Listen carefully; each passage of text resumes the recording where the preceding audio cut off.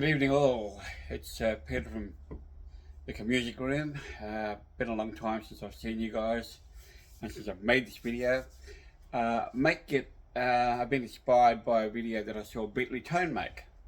A gentleman named Kier Smith had formalised some questions, 10 questions for Beatle fans to answer. Now, it's not a tag, but I think he actually asked people to comment on his video, but I've decided to do it as a video myself, having my own channel.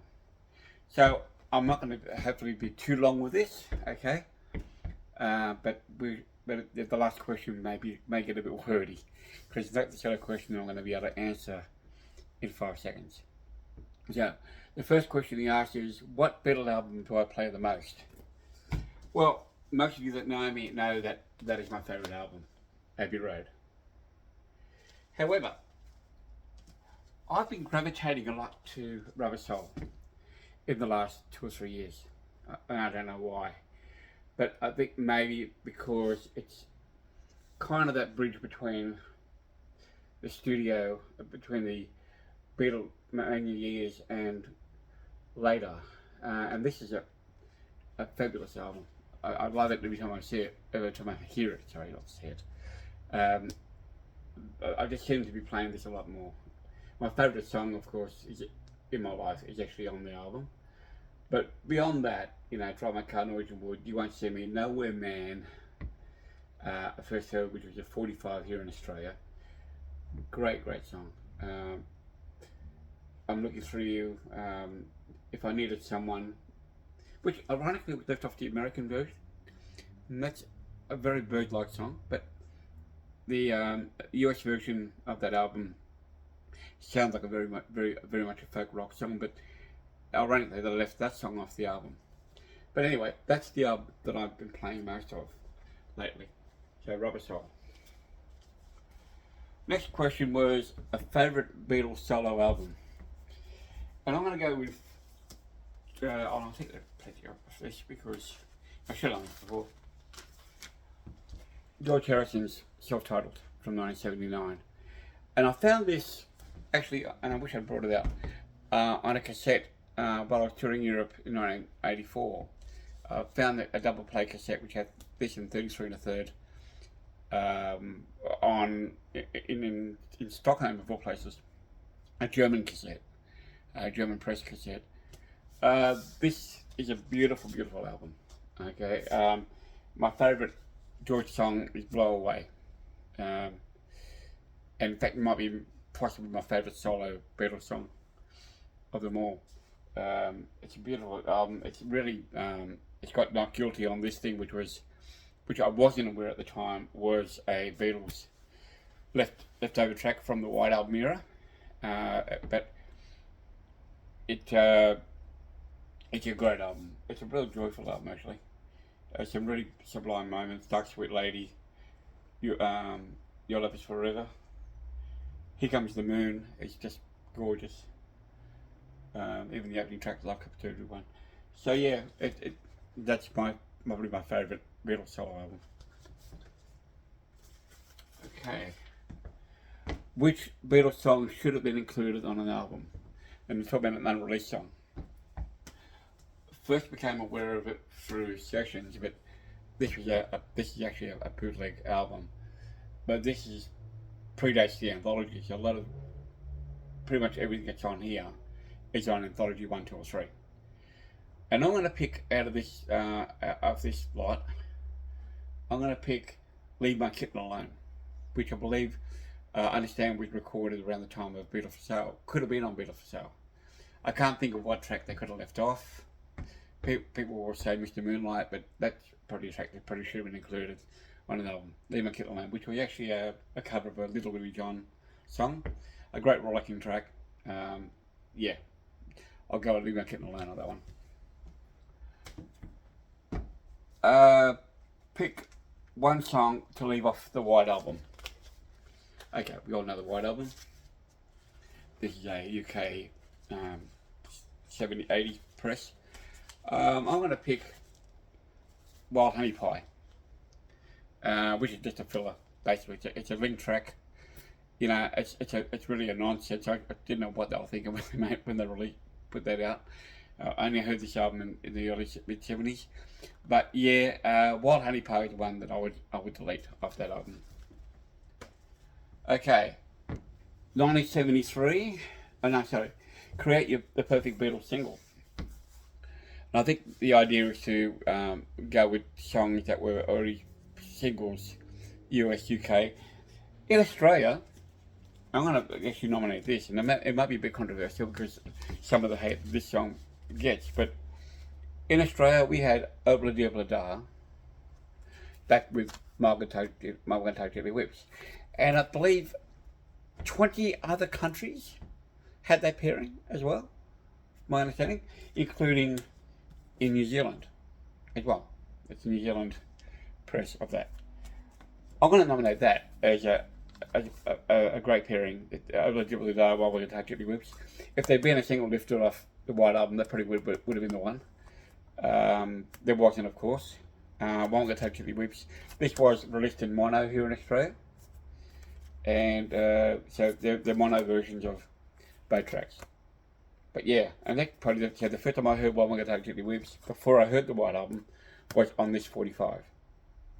Right, so there's that. Okay, so next one is 1973. We've got to rank the solo albums, and apparently Band on the Run wasn't included in this lot. So it's out of Ringo, Living the Material World, Rip Road Speedway, and Mind Games.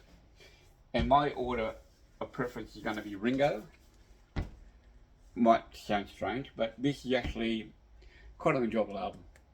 In fact, of the four, I think I enjoy this one more than any of the others. So the Ringo, this is the Australian press, got the booklet and everything. Yeah, it was a fun album when it came out. Then I'm going to rank Red Rose Speedway next. McCartney and Wings. Then I'm going to rank Living the Material World, which I know has got the reissue coming up with the box set, with the remix. And likely I'm going to rank Mind Games, which I didn't really think a lot of the album. And I know the box set's coming out, and I've probably want to get the CD box at least anyway, of Mind Games, when the price comes down. And that's the thing, when the price comes down. Probably the same with Living the Material World too. Okay. Choose from Freezer Bird, Real Love, and Now and Then. And I'm going to choose Freezer Bird. Now this was an unofficial box that came out back in the day for Freezer Bird. It's actually got a book with some photos and stuff, and it kind of tells a story about Freezer Bird, but it's really a potted thing. That's the UK 45. And I've got the CD single as well, which is that there. If you can see it, yeah. Now, why did I pick that? Well, I think because of all of the three songs, well, I only heard Now and Then last year like everybody else. But Freezer Bird, for me, one moment, George's searing guitar solo, but going into the lead break, that's the thing, sends you chills from my head every time I hear it, right? And the harmonies, the whole thing, it's just a beautiful, beautiful track, right? Wouldn't mind, Peter Jackson having a go at, fixing up the sound quality of it, and Real Love. If they used the Real Love version that was on the Imagine John Lennon film as the template for that track, well then I would have gone with that. But that's actually quite good. I don't know why they didn't go with that one instead of the one that Yoko gave Paul, sorry. But anyway, that's my choice. Okay, my favourite Ringo song from the Beatles. Hard to pick. Really is hard to pick. But I think I may go with Boys because it's a sentimental thing. When we were kids, we pretended we were the Beatles, like that. And we actually got in the newspaper. That's you right there. This is 28th of June 1964. This is a week before my 7th birthday. We used to perform at weddings as well, when my brothers played, and one of the songs we played, song I sung, was Boys, right? So yeah, there's that song. So I'm going to go with that one. It's a good rollicking version track. Never mind the fact that the delivery context it's actually aimed with a girl singer in mind, but yeah, it is what it is. So yeah. Okay, so there's that. Favourite Beatles cover version. Gonna go with Long Tall Sally here. Long Tall Sally was a great cover version. Had its own EP. We should have pulled the EP out. But yeah, Long Tall Sally would be the one. A one take wonder, I believe. And I remember hearing it first as on an EP we had here called Request. It was actually on the Long Tall Sally EP, which we never got in Australia, but we got those requests. Again, should have pulled the EP out, but you would have seen it before anyway, in passing my other videos. So yeah, Long Tall Sally. So the last question is, what did the Beatles mean to me? Good question. Those that know me here know that I'm a Beatle tragic. I'm a first generation Beatle fan. I was 6 years old, going on 7, when a Hard Day's Night hit our screens when the Beatles came to Australia and hit our shores. As I said, there was the Pato Beatles thing. Myself, my brother Tony, my brother Frank, and the neighbour Frank. We were kids wanting to be the Beatles. Just the music touched me. 6 going on 7, it stayed in my life all this time. I can't think of any other band that's had this kind of effect on me. Musically, emotionally, whatever. I became a drummer. I wanted to be Ringo. I credit my playing style to trying to be Ringo-like, as in being a song drummer. That's how much influence he had on me as a player. And that's later in life that I've come to discover that about myself. I remember seeing, there was this album in Australia with the Beatles. That version of it. And that label, which I remember seeing at a party.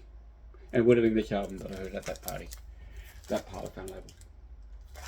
It's my favourite label design. The Beatles, it's indescribable the effect they've had on my life. They've always been in my life. I was born, I'm probably destined to be a Beatle fan. I was born literally 2 days before then I met McCartney. I was born 4 July 1957. So give or take the 10-hour time difference between here and Liverpool in England. There will never be another band like them. And I'm also thankful they broke up when they did and resisted the urge to reform and lurch along for 50 years like some of their contemporaries.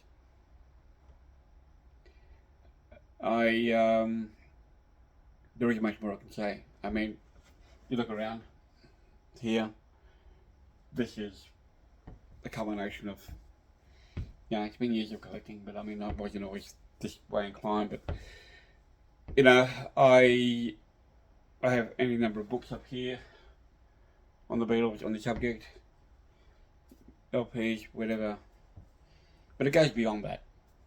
It's a first love for me, musically, and music is very important to me. The Beatles are very important in my life, and anybody that's watching this and hearing what I'm saying can probably, hopefully, will relate to what I'm saying. I can't describe the effect they've had on my life, other than it's been very positive and been very important. And the effect they have on me when I hear their records, they have a way of lifting my spirits when I need them to lift my spirits. So yeah.